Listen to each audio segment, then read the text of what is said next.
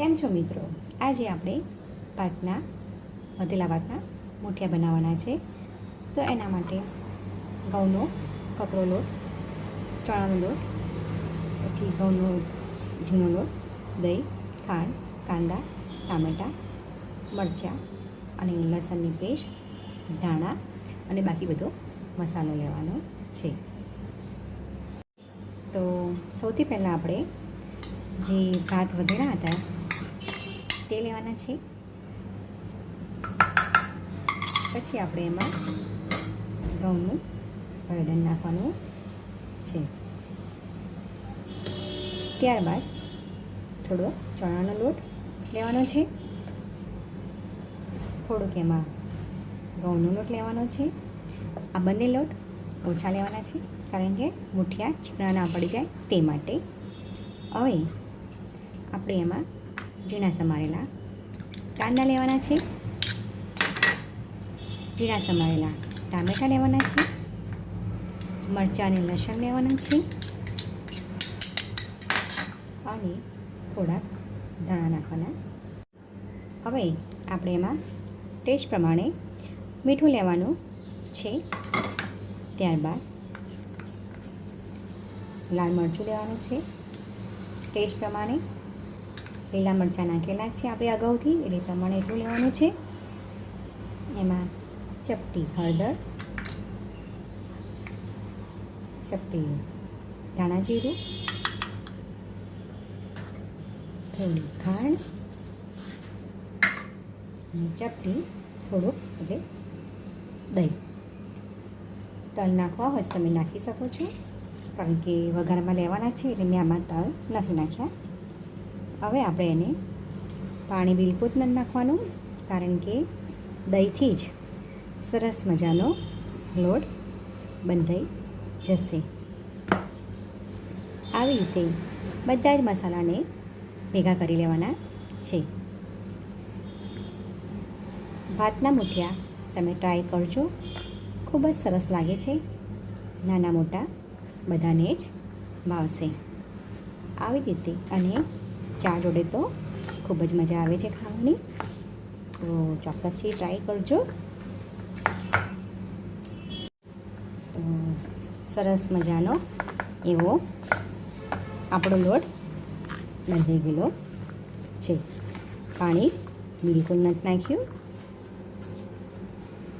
તે તેલવાળા હાથ કરી લેવાના છે અને સરસ મજાના આવી રીતે આપણે મૂઠિયાનો શેપ આપી દેવાનો છે.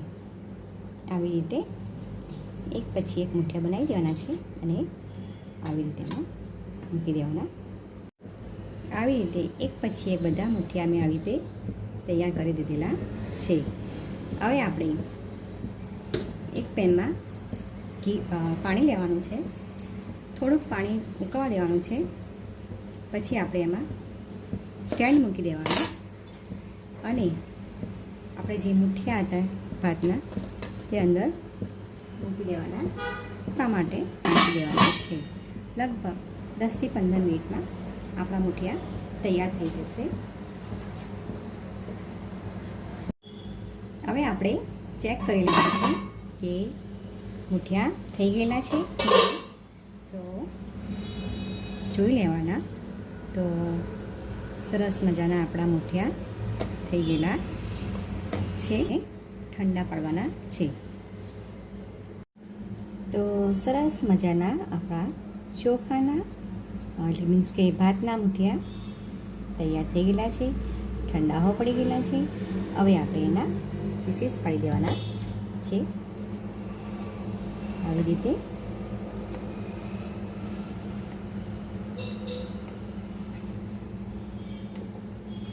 નાના નાના તમને જેવી રીતે અનુકૂળ હોય, નાના મોટા એવી રીતે આપણે એના પીસીસ પાડી દેવાના છે.